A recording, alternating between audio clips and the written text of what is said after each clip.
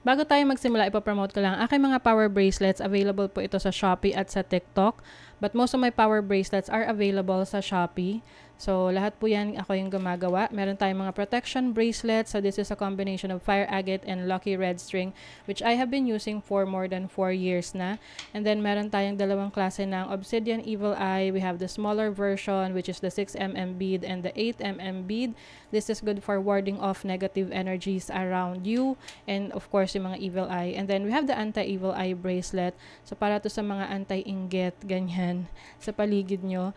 And then, also, we have the selenite evil eye. So, the good thing about this is, multi-purpose na siya. Kini-cleanse na niya yung energies around you. And also, yung mga kasama niyang bracelets, cleansing and recharging as well. So, just like this one. Ayan. And then, we have other bracelets for other intentions and manifestations. So, meron tayong authentic malachite. This is for healing and also attraction of money and transformation. And marami pang iba. Meron din tayong chakra bracelet for balance. And we have the tiger's eye for courage. We have howlite for concentration and focus. We have rose quartz for attraction of love, self-love, and of course, amethyst for intuition, healing. Ayan. Lahat ng bracelet may kasama ng instruction leaflet, extra string, and a cute pouch. Ayan. Meron din ako mga bagong products sa aking shop. Ito yung Intention Oils. It comes with 2 sizes. Meron tayong dropper, which is 15 ml. Meron tayong roll-on na 5 ml. So, you can use this for manifestation ng prosperity and protection. So, while you are doing affirmations. And ito naman, you can, multi-purpose to, pwede mo rin itong gamitin when you are setting intentions. You can put this sa iyong candle if bago ka mag-set ng intention.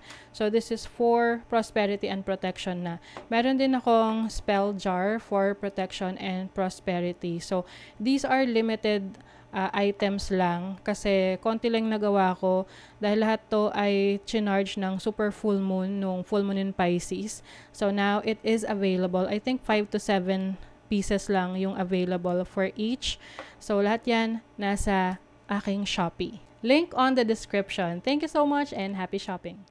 Libra, hi! Welcome to Mystic Queen PH at titingnan natin kung ano yung parating sa inyo in the next 7 days from the time na mapanood nyo yung reading na to dahil ito ay isang timeless reading. And of course, this is a general reading so maaari kayong makarelate, maaring hindi, just take what resonates.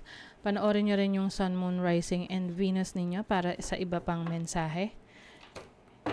And of course, thank you so much sa lahat ng sumusuporta dito sa ating channel. Just a reminder, you have the power to create your own reality. So, gamitin nyo lamang ang reading na ito bilang gabay. So, let's see what's coming to you in the next 7 days. Libra. Libra. Harvest. Oh, meron kayong aanihin. Oh, yung mga nagtanim dyan. In the next 7 days, meron ng ani. May rewards na. Yung iba naman, if you have, may mga projects ka, may mga investments ka, so makikita mo na yung resulta ng mga pinagpaguran mo, yung mga pinaghirapan mo, or ininvestan mo. Safe travel. Some of you, merong travel opportunities in the next 7 days. Rest assured na this is going to be safe. You are safe. You are protected. And, may victory, Libra. Wow. So, it seems na meron kang ma-achieve in the next 7 days. Can be a goal or anything na sa tingin mo is parang panalo ka doon. So, can be, investment na nanalo ka. Oo.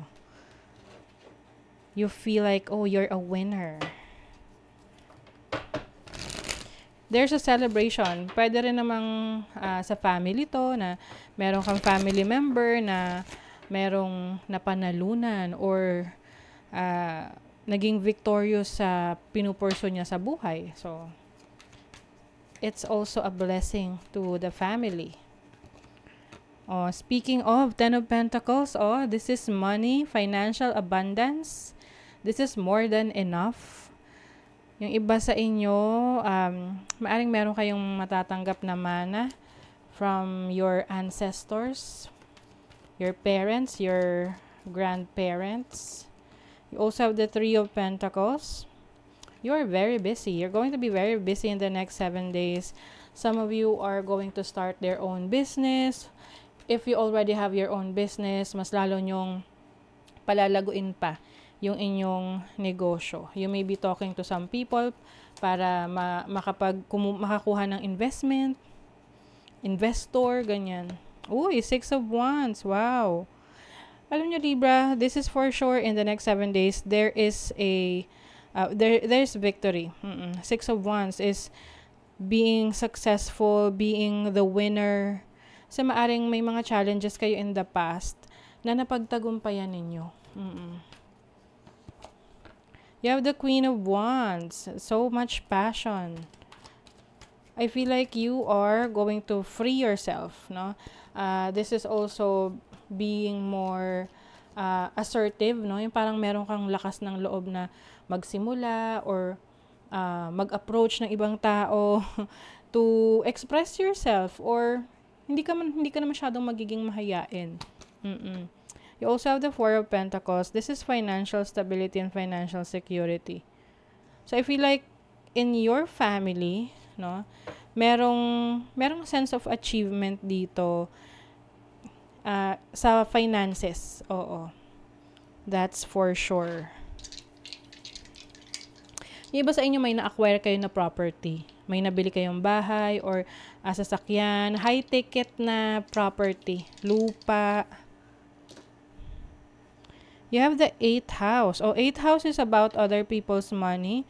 So this can be business, or pwede itong sa partner mo, no? Halimbawa yung partner mo may natanggap na mana, nanalo sa sugal, or may malaking pera siyang natanggap. So you're going to also benefit from that, no? Sun in Libra in the 8th house. Wow. Okay. Let's see. Sun is also about confidence, power. So I think pagdating sa pag-handle ng finances mo or your family or your partner, mas confident ka na things are doing well for you. And also 8th house is about endings and new beginnings. So I think there is a transformation happening sa inyong finances. It's like parang somehow medyo malaking shift ng pagbabago sa finances ninyo. 'Di ba? You're going to be more confident. Very passionate and assertive. Yung tipong you know what you want. Hindi ikaw yung tipo na pag tinanong, anong gusto mong kainin? Kahit hindi ganon. Sa'yo, sabihin mo steak with wine. Yung mga ganyan. You know what you want. And then, speaking of, anong gusto mong kainin? Chocolate. Yes. So there's some sort of satisfaction within what's happening in your life. Na parang, okay, I'm achieving this, I'm getting this, I am satisfied. Ganon. And you're also going to treat yourself, no? Ito yung tipong may mga pinagpaguran ka, in-effortan ka, iti-treat mo yung sarili mo. Sabihin mo, deserve ko to. Ganon. You deserve it. And some of you might be dining with your family, no? Kakain kayo sa isang social na restaurant. Maaring part of the victory na sineselebrate ninyo. Go deeper, New Moon in Scorpio. Wow. So, I think this is related to your spirituality. To anything na gusto mo pang malaman, matutunan about you, about yourself, or about other people. Take time to breathe out. Ayan. If things are medyo stressful sa'yo, kailangan mo lang daw lumabas.